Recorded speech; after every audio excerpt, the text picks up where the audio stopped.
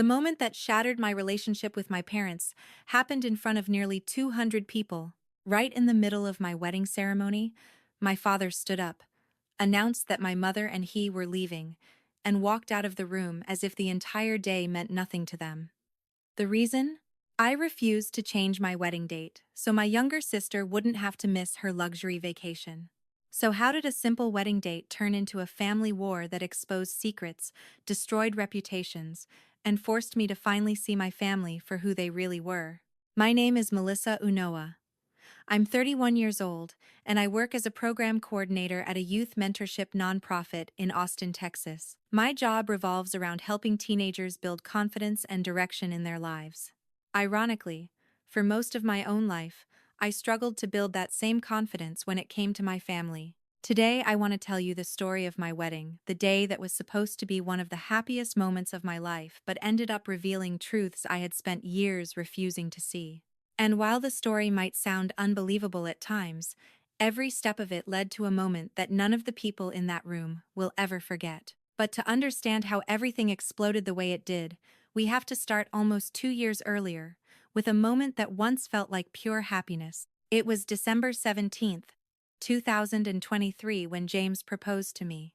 That evening in Austin was cool and calm, the kind of winter night Texas sometimes gives you, when the air feels clean and the sky looks almost endless. James took me to Zilker Park, a place we used to visit on weekends when we first started dating. At first I thought we were just having a picnic. He had laid out a blanket under a large oak tree, and there were small string lights hanging from the branches above us. I remember laughing and asking him how long he'd been planning all of this. "Longer than you think," he said. When he pulled out the ring, my heart started pounding so loudly, I swear I could hear it. It wasn't a flashy ring. It wasn't new or extravagant. It was actually his grandmother's ring, simple, elegant, worn smooth by 60 years of love. And somehow, that made it perfect. When I said yes, I felt like my life had finally aligned in a way I had been hoping for, but never quite believed would happen. James wasn't just the man I loved. He was steady, thoughtful, the kind of person who noticed when you were tired and quietly made tea without asking if you needed it. For the first time in a long time, I felt like my future was solid. The next morning, the first thing I did was call my parents. I remember pacing around my apartment kitchen while the phone rang. When my mom answered, her reaction surprised me. She started crying immediately. Happy tears, I thought. "Oh, Melissa," she said, her voice shaking. "That's wonderful news." My father got on the phone a few minutes later, and even his tone sounded warm. "We're happy for you," he told me. "Whatever you need for the wedding, we'll help." At the time, that moment meant everything to me. Because if I'm being honest, my parents and I had never had the kind of relationship where I felt like the center of their attention. But that day, it felt like maybe things were different. About a week later, they invited me to lunch at their house in Westlake Hills, the house I grew up in. It's the kind of place that immediately tells you the people living there are comfortable, financially marble countertops, tall ceilings, big windows looking out over the hills. My father, Lawrence, owns several car dealerships in the Austin area. They're not billionaires, but they've always lived very well. During lunch, my mom suddenly placed her wine glass on the table and looked at me with a smile that suggested she had been waiting for the right moment to say something. "Melissa," she said, "there's something we should tell you." I raised an eyebrow. "Okay." "When your grandparents passed away in 2019, she continued, they left a trust fund specifically for the first grandchild who gets married." I blinked in confusion. "A trust fund?" My mother nodded like this was common knowledge. $120,000, she said. "It was meant to help pay for a wedding or a first home. Your grandparents wanted their first grandchild to start married life without financial stress." For a moment I couldn't even speak. My grandparents had been incredibly important to me growing up. Losing them a few years earlier had been devastating, and hearing that they had planned something like this, it felt like they were still looking out for me somehow. That's me," I said quietly. "Yes," my mother replied softly, "you're the first grandchild getting married." I remember feeling tears sting my eyes. It wasn't just about the money, it was about the thought behind it. My father looked up briefly from his phone and nodded. "You deserve a beautiful wedding," he said. At the time, I believed him. And that's something I look back on now with a strange mix of sadness and disbelief. Because in that moment, sitting at their table, I truly thought my parents were proud of me. I thought maybe finally I wasn't just the dependable daughter who always turned out fine. Growing up, my younger sister Claire had always been the one who got the spotlight. Claire is 3 years younger than me, and she lives a life that looks like something out of a lifestyle magazine. She's an Instagram influencer with more than 100,000 followers. Her posts are filled with beach sunsets, European cafes, luxury resorts, and inspirational captions about living your best life. My parents adore it. They often say she's creative and ambitious. But Claire has never really had a traditional job. My parents cover most of her expenses, rent, travel, even some of the professional photography equipment she uses for her content. When we were younger, the difference in how we were treated was subtle, but constant. Claire got ballet lessons, art camps, piano classes. I got told things like, "Melissa, you're responsible, you don't need help." And while those words might sound like compliments, they always carried an unspoken meaning. "You'll be fine." Claire, on the other hand, was always described as special. I learned early on not to compete for that attention. Instead, I built my own life. I worked hard, went to college, found a career I loved, and eventually met James. So, when my parents told me about the trust fund and offered to help with the wedding, I thought maybe the balance had shifted. Maybe, just this once, the focus would be on me. For the next few months, everything felt normal. James and I toured wedding venues across Austin. Some were beautiful but far too expensive. Others were booked years in advance. Then, in April 2024, we found Barton Creek Resort's Overlook Pavilion. The moment I stepped into that space, I knew it was the one. The view stretched across the Texas hill country. String lights hung overhead, and the pavilion could comfortably seat 200 guests. "This is it," I whispered to James. We booked October 18th, 2025, signing the contract and paying an $8,500 deposit from our savings. That date would change everything. At the time, though, it simply felt like the beginning of a beautiful future. I even texted my mom a photo of the pavilion. Her reply came almost immediately. "Sweetheart, it's stunning. October will be perfect." I saved that message without really thinking about it. But months later, that small text would become one of the most important pieces of proof in a story that none of us saw coming. Because what I didn't realize back then was that the biggest conflict of my life was already quietly forming. And it would begin with something that seemed almost ridiculous at first. My sister's vacation. For a while after we booked the venue, life felt calm in a way that made me believe the hardest part of planning a wedding would simply be choosing flowers and seating charts. James and I had our date, October 18th, 2025, locked in. The contract was signed, the deposit paid, and the first round of save the date cards had already gone out to family and friends. Every step forward felt like building something real, something stable. I spent evenings after work comparing caterers, looking through color palettes, and imagining what the ceremony would look like when the Texas hill country turned gold in the fall. During those months, my parents seemed supportive enough. My mom occasionally sent me links to decorations she thought I'd like, and my father would sometimes ask quick practical questions, like how many guests we expected or whether the venue had enough parking. None of it was overly emotional, but it felt normal, and normal was enough for me. I had spent most of my life learning to accept small gestures as signs of approval. Meanwhile, my sister Claire continued living the life she documented for her followers. If you opened her Instagram page, you would see endless photos of carefully staged breakfasts, yoga poses on beaches, and captions about choosing joy. She had built a following of more than 150,000 people, and my parents treated every new milestone on her account like it was a major career achievement. When one of her travel reels hit 10,000 views, my mom hosted a dinner to celebrate. I remember sitting at the table that night, listening to my father describe her as a rising star, while I quietly ate my food and smiled. But I told myself it didn't matter.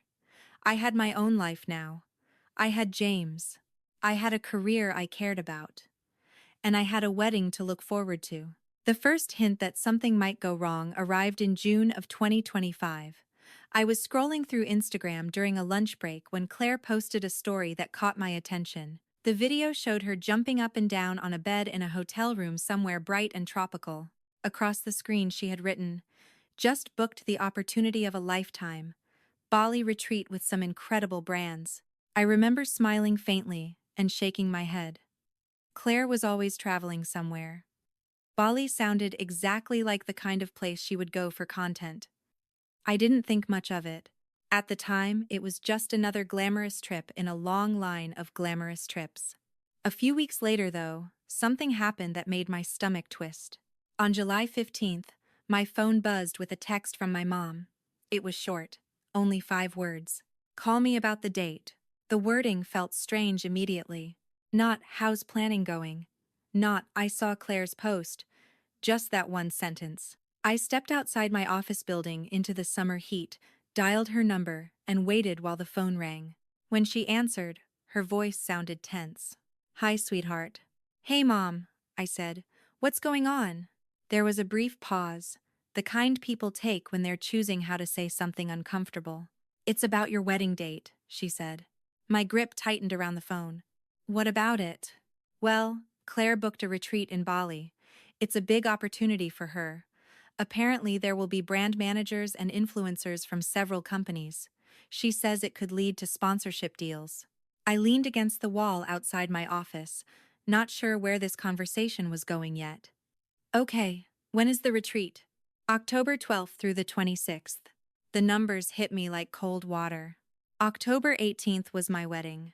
For a moment, I honestly thought I must have misunderstood. "Mom," I said slowly, "that's the week of my wedding." "I know," she replied quickly. "That's why I'm calling." I waited. "Would it be possible to move the date?" she asked. The question sounded so casual it almost felt surreal. I looked out across the parking lot, heat waves shimmering off the asphalt, and tried to process what she had just said. "Move the date?" I repeated. "Yes," she said, as if it were an obvious solution. "Maybe November, or even spring next year. Claire already paid for the retreat and it's non-refundable." I felt something heavy settle in my chest. "Mom," I said carefully, "we booked the venue 18 months ago. We signed contracts. 200 people already received save the dates." "I understand," she replied, but her tone suggested she didn't actually think it was that complicated. "But Claire's career is really starting to grow. This trip could open doors for her." Her career. Those 2 words hung in the air between us. I closed my eyes for a second, trying to stay calm. "How much did the trip cost?" $18,000, she said. $18,000 for a vacation that was suddenly more important than the wedding I had been planning for over a year. James and I had spent 5 years saving for that day. Every vendor contract, every deposit, every small detail represented careful budgeting and long conversations about what we could afford. "I'm not changing the date," I said finally.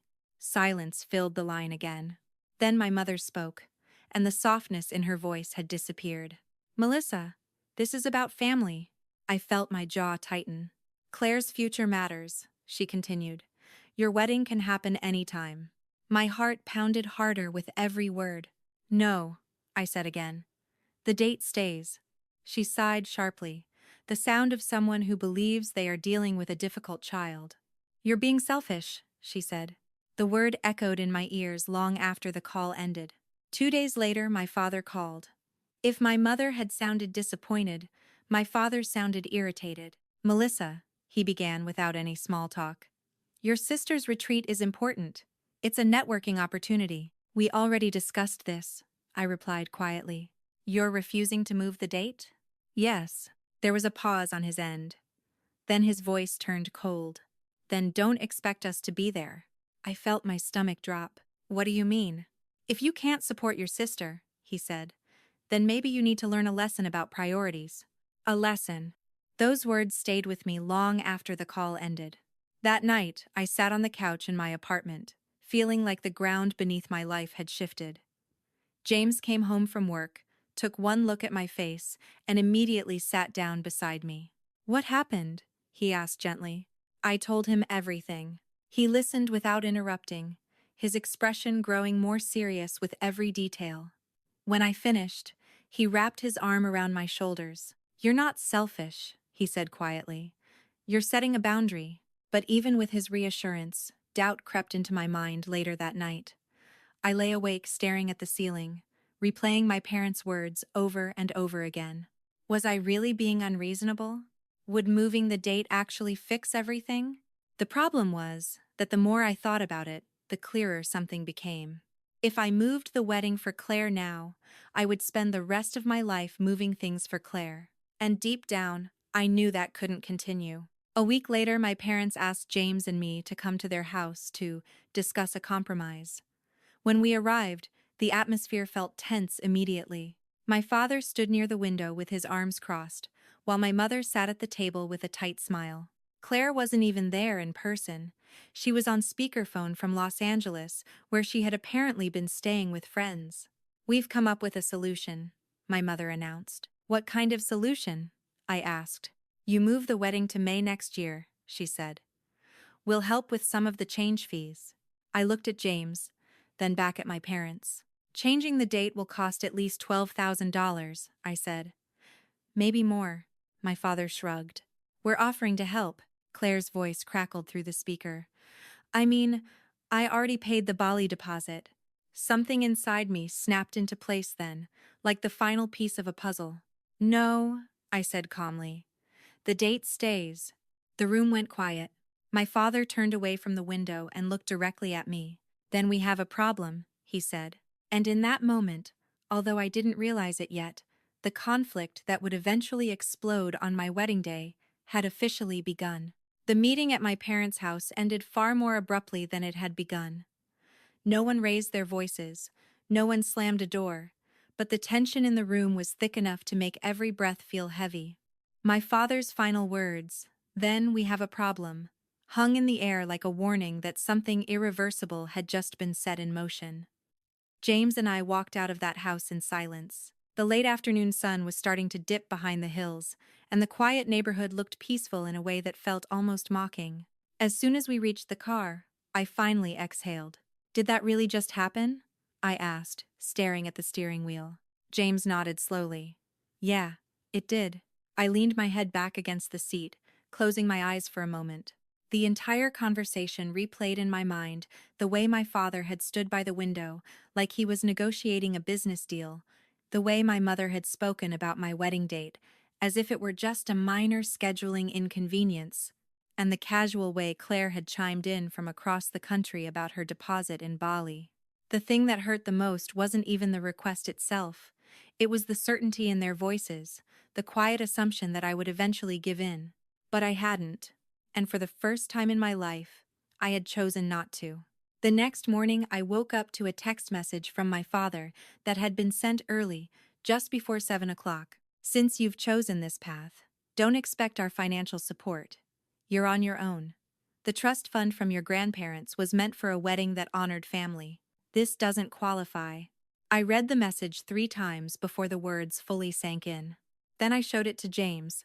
He leaned over the kitchen counter, reading carefully.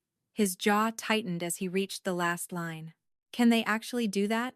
I asked quietly. "I don't know," he admitted. "But we're going to find out." For the next several weeks, my parents stopped communicating with me almost entirely. I tried calling my mom 6 times over the course of 2 weeks. Every call went to voicemail. I left messages asking if we could talk, telling her I missed her, reminding her that this was supposed to be a happy time. She never responded. I called my father 4 times. Those calls went straight to voicemail as well. I sent texts asking if they still planned to come to the wedding. Most of them showed the little "read" notification beneath them. No replies. Meanwhile, Claire continued posting on Instagram like nothing had happened. Photos of beachwear she was packing for Bali, videos about skincare routines for tropical climates, inspirational captions about choosing opportunities that align with your dreams. Every single post had a comment from my parents. "So proud of you. my mother wrote under one. You deserve this, my father wrote under another. They liked every single photo, but they never acknowledged any of my wedding updates. James watched the entire situation unfold from the side, and he could see how much it was affecting me even when I tried to pretend I was fine. Some nights I lay awake replaying conversations in my head, wondering if there had been a way to handle everything differently. Maybe I should have tried harder to compromise. Maybe I should have suggested another solution. Maybe I should have just moved the wedding date.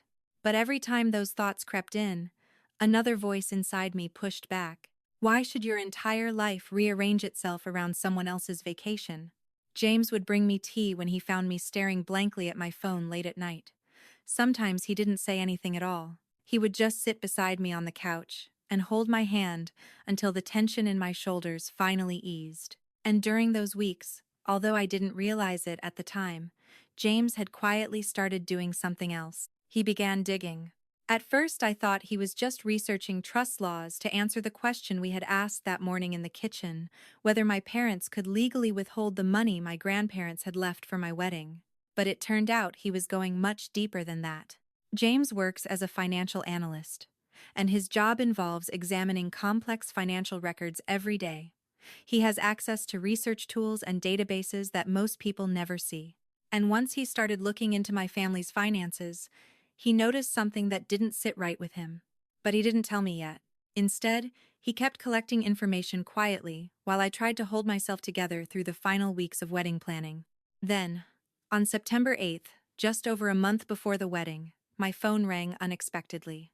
The screen showed my mother's name. For a moment, my heart jumped with cautious hope. I stepped outside onto the balcony of our apartment before answering. Hello? There was a moment of static before her voice came through. We'll come to the wedding, she said flatly. I blinked, surprised. You will? Yes, she continued. Your father and I discussed it. Relief flickered inside me, but it didn't last long. We'll attend, she added, because family shows up, but don't expect us to be happy about it. The relief faded almost immediately. What does that mean? I asked carefully. It means you've made your choice, she said.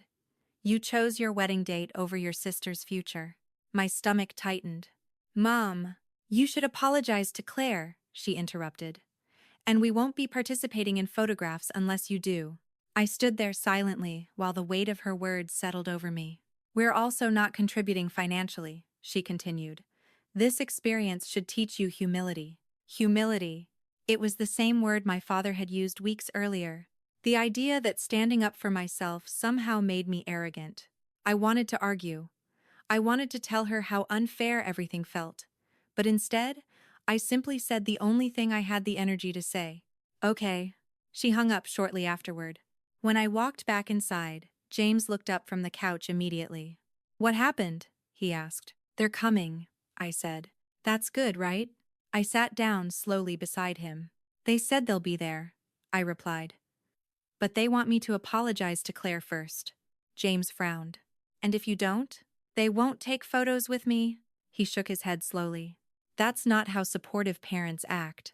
I nodded quietly, but the truth was I had stopped expecting support from them weeks earlier. Still, part of me held on to the small hope that maybe everything would settle down once the wedding day arrived. Maybe they would see how much work had gone into it, how many people had gathered to celebrate, and they would remember that I was their daughter. But 8 days before the wedding, something happened that made it clear the situation was far worse than I had realized. That afternoon, I received an email from our venue coordinator, Jenna Morrison. The subject line read, Urgent. Conflicting instructions. My stomach tightened immediately. Inside the message, Jenna explained that she had received several emails regarding my event date and wanted to confirm details directly with me before making any changes. Attached to the email were 3 messages. All of them were from my mother.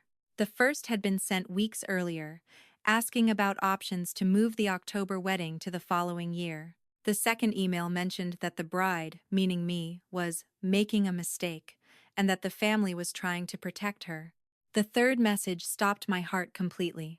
This wedding should not proceed on this date, my mother had written. Please contact me so we can discuss stopping this mistake. I stared at the screen, my hands beginning to shake. My own mother had been trying to cancel my wedding behind my back. Not once. 3 separate times. Without telling me. I forwarded the email chain to James immediately and typed a short message beneath it. She tried to cancel the wedding. Within seconds, my phone rang.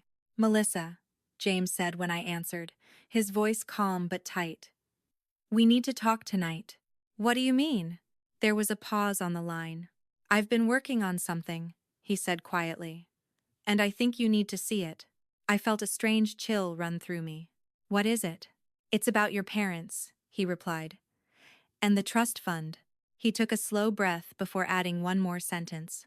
"And Melissa, this situation is bigger than we thought." That evening when James came home, I could tell something was different the moment he walked through the door. He didn't greet me with the usual tired smile he carried after a long day at work. Instead, he had his laptop bag clutched tightly in one hand, and a look on his face that was calm, but focused in a way I had never seen before.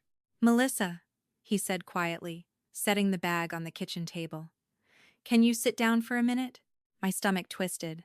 The tone in his voice told me this wasn't going to be a casual conversation. I pulled out a chair and sat across from him. The kitchen felt unusually quiet, the soft hum of the refrigerator, the only sound in the room. James opened his laptop and turned it toward me. "I need you to trust me," he said. "I do," I replied immediately, though a nervous knot had already formed in my chest. "Good," he said, "because I've spent the last few weeks digging into something, and what I found isn't good." He clicked a folder open on the screen. "This is about your grandparents' trust fund." My heart skipped. "James," I said slowly, "I thought we didn't know if we could access those records." "We normally couldn't," he replied, "but there are ways to trace financial movements connected to certain accounts, especially when the trustees control multiple related accounts." He scrolled down through several documents, bank statements, transaction logs, and legal paperwork. "I wanted to see whether your parents were actually able to withhold the money legally," he continued. "But while I was checking that, I found something else." He pointed to one of the statements. "In January 2025, the trust account balance was exactly what your mom said, $120,000. I nodded slowly. That part matched everything I had been told. Then James clicked the next page. But on July 18th, something changed. A transaction line appeared on the screen. "Withdrawal, $80,000. For a moment, my brain struggled to process the number. "Wait," I said, leaning closer. "Why would there be a withdrawal?" "That's the problem," James replied quietly. He moved the cursor to another section of the document. "Look at the recipient." I followed the line with my eyes. And then my stomach dropped. "Recipient, Claire R. Unois." Next to it, a short note had been written in the memo section. "Advance wedding distribution." The words blurred in front of me. "But Claire isn't even engaged," I whispered. "I know," James said. My chest tightened as realization spread through me like cold water. "They gave her $80,000? He nodded. "And they did it 5 days before that meeting at your parents' house." I stared at the screen, my hands beginning to tremble. That meant something I hadn't considered before. When my parents demanded I move the wedding date, they had already taken most of the trust money. They hadn't been negotiating. They had been covering their tracks. "They stole it," I said quietly. James didn't correct me. He clicked another document open. "This is your grandparents' original trust agreement from 2019. He highlighted a specific line and read it aloud. "Wedding fund of $120,000 to be distributed to the first grandchild upon marriage, to be used for wedding expenses, home purchase, or other marital establishment." He looked up at me.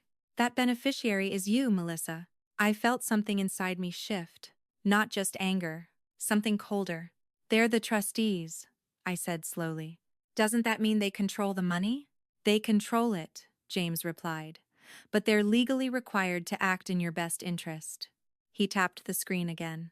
"Giving $80,000 to someone who isn't the beneficiary is called a breach of fiduciary duty." The legal phrase sounded heavy in the quiet kitchen. "Which basically means it's illegal." For a long moment, neither of us spoke. All the confusion, the guilt, The self-doubt I had been carrying for weeks suddenly rearranged themselves into something much clearer. My parents hadn't just favored my sister. They had taken something meant for me and given it to her. And then they had tried to make me feel selfish for not sacrificing even more. "What do we do?" I finally asked. James hesitated for a moment, then opened another folder. Inside was a PowerPoint presentation. The title slide appeared in bold white letters against a black background. "The Price of Humility." I blinked in surprise. "You made a presentation?" James nodded. "Over the past week, I've been collecting everything," he explained. "The bank transfers, the trust documents, your mother's emails to the venue, the text messages from your parents." He clicked through several slides. There were screenshots of Claire's Instagram posts, photos from luxury resorts, captions about treating herself. One image in particular stood out. A post dated July 20th, just 2 days after the $80,000 transfer. Claire sitting in a first-class airplane seat with a caption that read, "Treating myself because I deserve it." I let out a short, bitter laugh. They used my inheritance to fund her vacation. James's jaw tightened. "And they still told you that you were the selfish one." He switched to another slide. This one showed the email chain from my mother to the venue coordinator, the same emails Jenna had forwarded to me earlier that day. "Your mom tried to cancel the wedding 3 separate times," he said. "I know," I whispered. "And this," he continued, clicking again, "is the text your father sent saying you'd get nothing." Every piece of the puzzle was there, organized neatly, impossible to ignore. I leaned back in my chair, staring at the screen. "What are you planning to do with all of this?" James looked at me carefully before answering. "I think people deserve to know the truth." My eyes widened. "You mean, tell them?" "At the reception."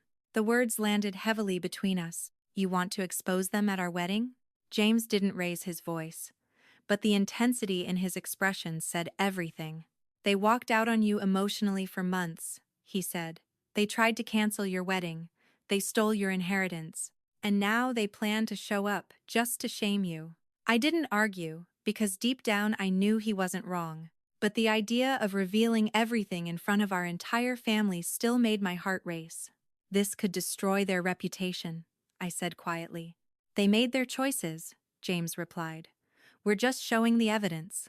I sat there thinking about my grandparents, the people who had created the trust fund in the first place. They had wanted to help me start a life. Instead, their gift had been turned into a weapon against me. And suddenly the guilt I had been carrying for weeks started to dissolve. "Okay," I said finally. James blinked. "Okay?" "We show them everything." Over the next several days, James continued refining the presentation. He double-checked every document and made sure each slide clearly explained what had happened. He wasn't interested in exaggeration or revenge. He wanted the facts to speak for themselves. By the night before the wedding, the presentation contained 22 slides, every bank transfer, every message, every email. That night, we sat together on the couch in our apartment, both of us exhausted from the weeks of tension. James closed his laptop and turned toward me. "Last chance to change your mind," he said gently. "We can just get married and move on." I thought about everything that had happened. The phone calls, the silence, the sabotage attempts, the stolen money, and the words my father had used: humility, consequences, family. I took a slow breath. "No," I said. "We show them everything." James nodded once. And just before midnight, he found one final piece of information that made the entire situation even more unbelievable. Another bank transfer appeared in the records. Date: September 10th. Amount: $15,500. Memo: Bali extension package and excursions. Source account: my father's personal bank account. I stared at the screen in disbelief. "They paid for her trip again?" James nodded. "After telling you they had no money for your wedding." A strange laugh escaped my throat, half disbelief, half exhaustion. "They punished me and rewarded her." James closed the laptop slowly. "Tomorrow," he said quietly, "everyone finds out." The morning of October 18th arrived sooner than I expected. I woke up at 6:15 a.m. In the bridal suite at Barton Creek Resort, with the strange feeling that my body already knew the day ahead would be unforgettable. My heart was racing even before I opened my eyes. For a moment, I just lay there staring at the ceiling, listening to the quiet hum of the air conditioner and the distant sounds of the resort slowly waking up. This was supposed to be the happiest morning of my life. Instead, it felt like standing at the edge of something unknown. The schedule for the day had been planned down to the minute. Hair appointments started at 8, makeup shortly after, photos at 2, the ceremony at 4, cocktail hour at 5, dinner at 7. Everything was organized perfectly, just the way I liked it. But behind that perfect schedule was a question I couldn't shake. Would my parents actually come? Or would the 2 seats in the front row stay empty? By Osham, 0 a.m., the bridal suite had filled with the quiet chaos of wedding morning. My maid of honor, Jess, arrived with a tray of coffee and pastries. James's sister helped unpack the dresses, while music played softly from someone's phone. The room smelled like hairspray and fresh flowers. Jess handed me a glass of orange juice and studied my face carefully. "You slept?" she asked. "Sort of," I replied with a small smile. She didn't push.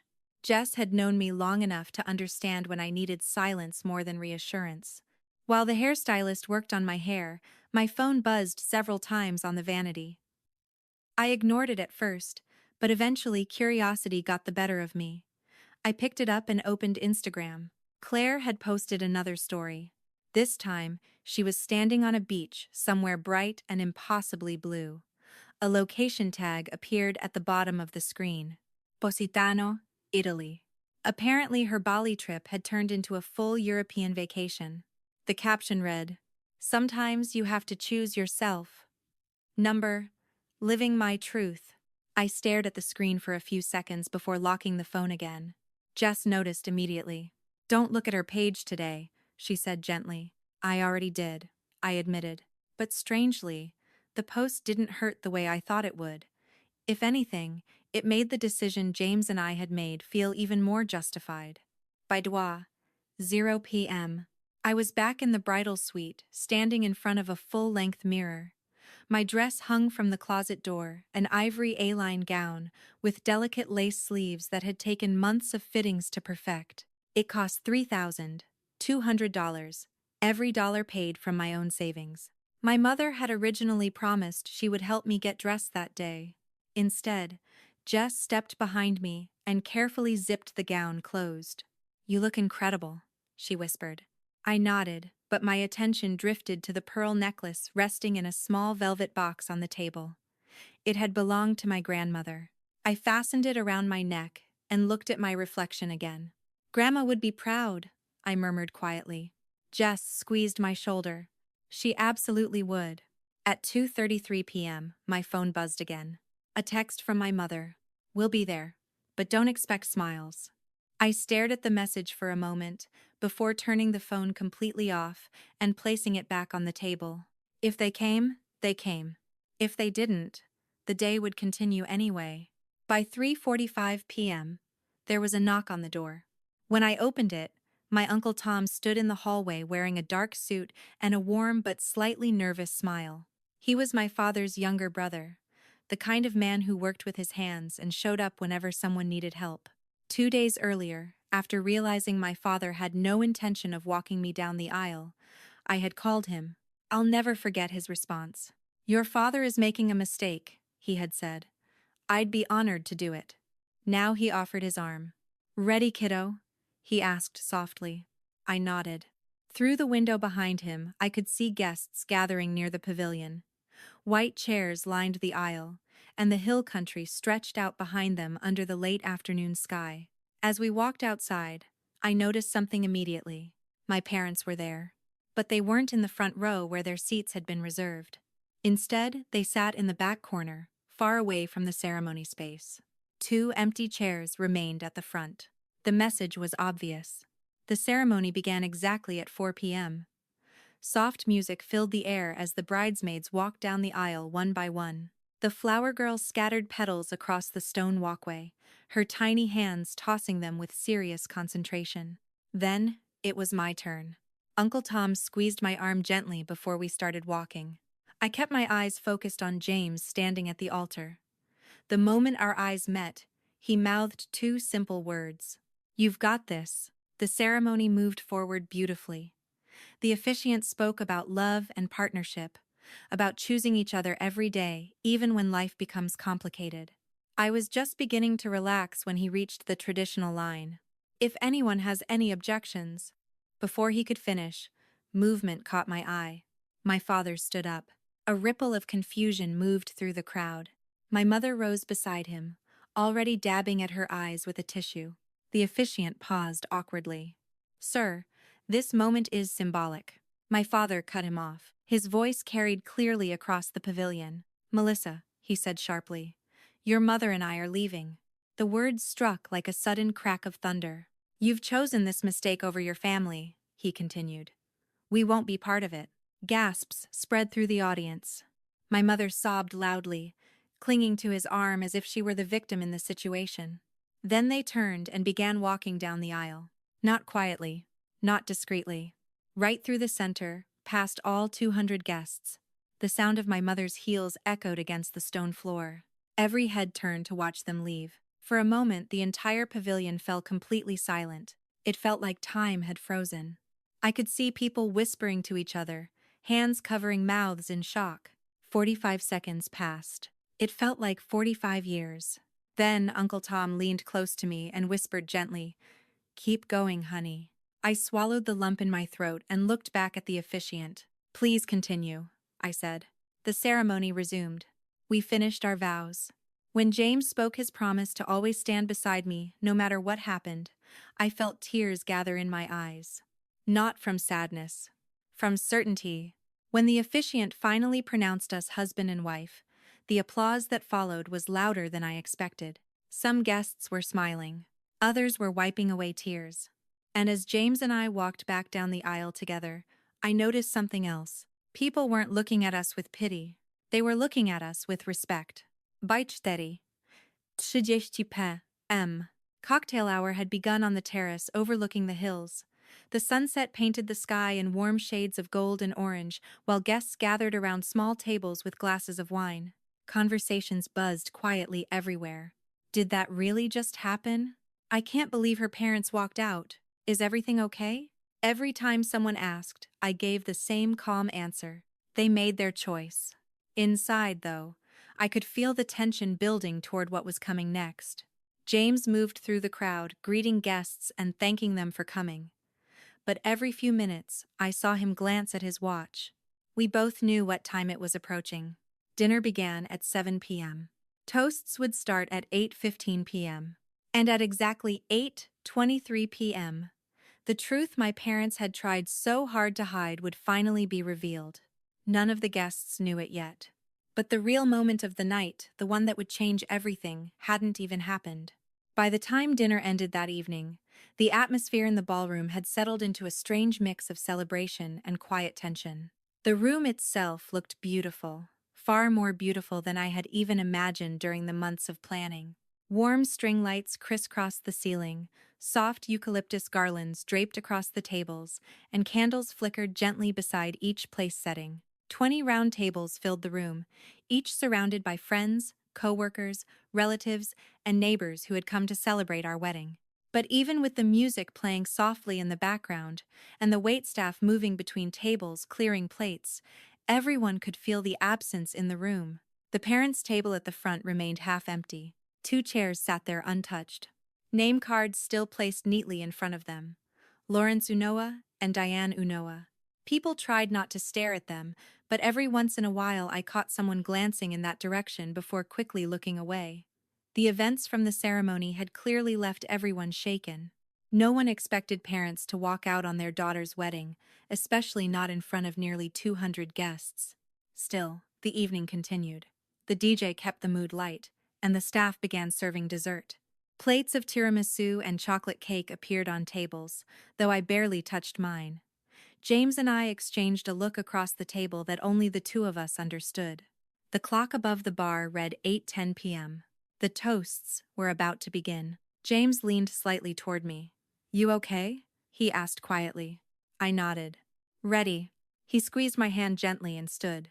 "I'll be right back," he said, walking toward the DJ booth at the side of the room. Most people assumed he was simply checking on the slideshow we had originally planned to show later in the evening, photos of our childhood, our engagement, and the usual sentimental moments couples like to share at weddings. But the slideshow had changed. Completely.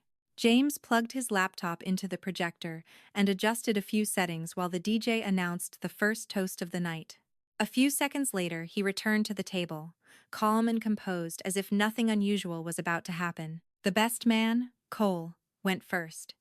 His speech was lighthearted and full of stories from college, some slightly embarrassing, others surprisingly touching. The room relaxed as people laughed, and for a moment, it felt like the tension from earlier might finally fade away. Then Jess, my maid of honor, stood up. Her speech was softer, more emotional.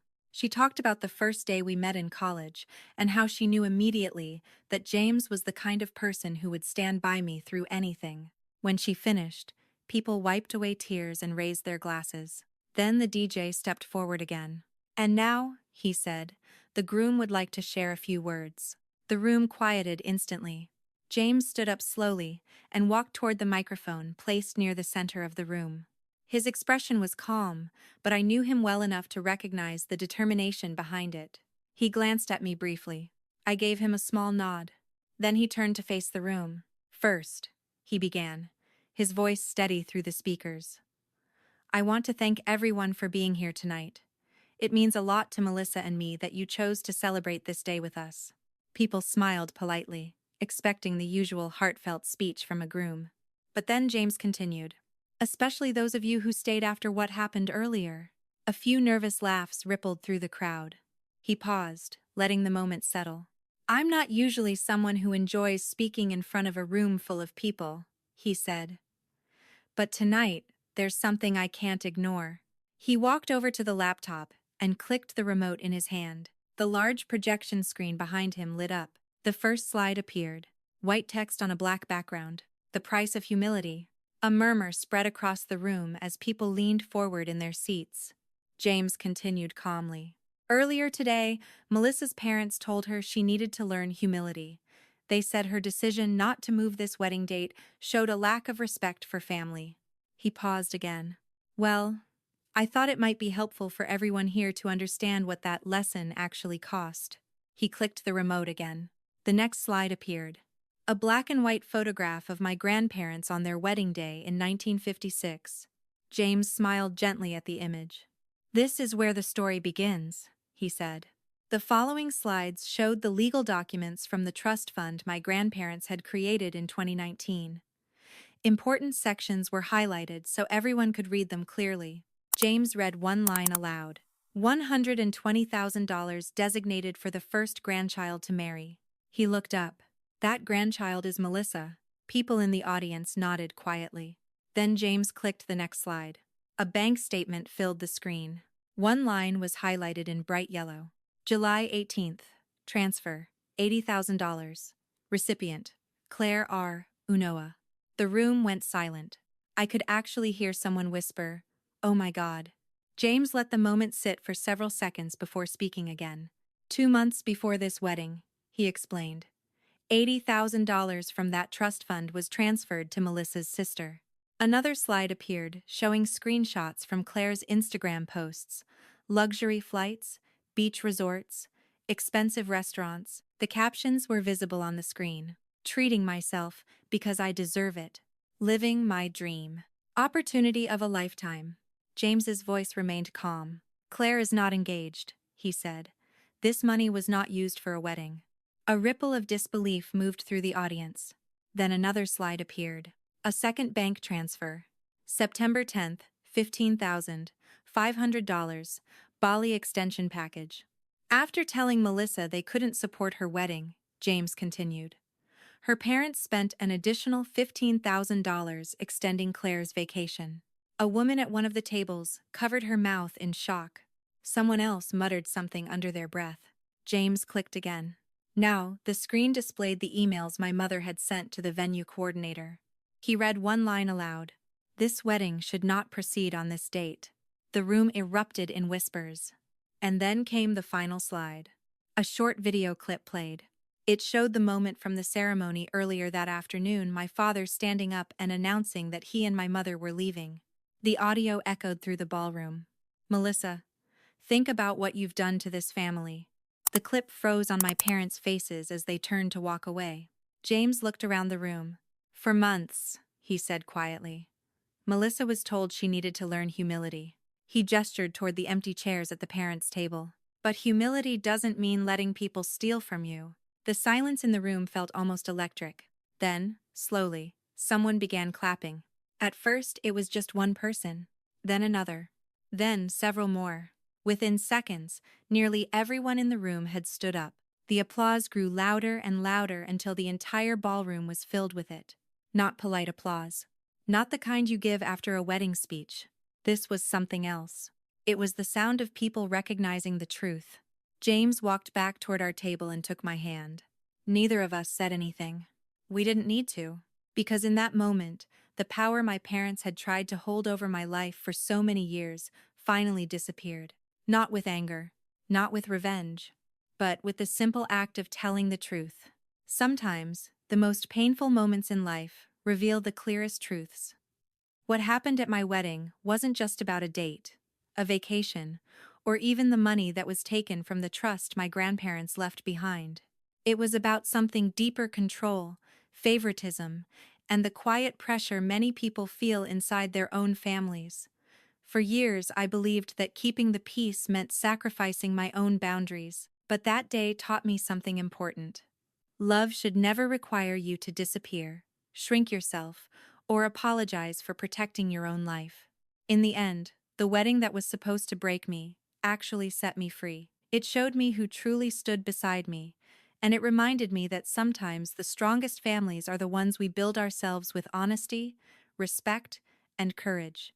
If this story resonated with you, if it reminded you of moments when you had to stand up for yourself or walk away from something unfair, you're not alone. Stories like this exist in many forms, in many families, and sharing them can help others find the strength to speak up too. Thank you for listening and staying with the story until the end. If you enjoy real, emotional storytelling like this, please consider subscribing to Revenge Truth Vault. There are many more powerful stories waiting to be told, and I'd love for you to be here for the next one.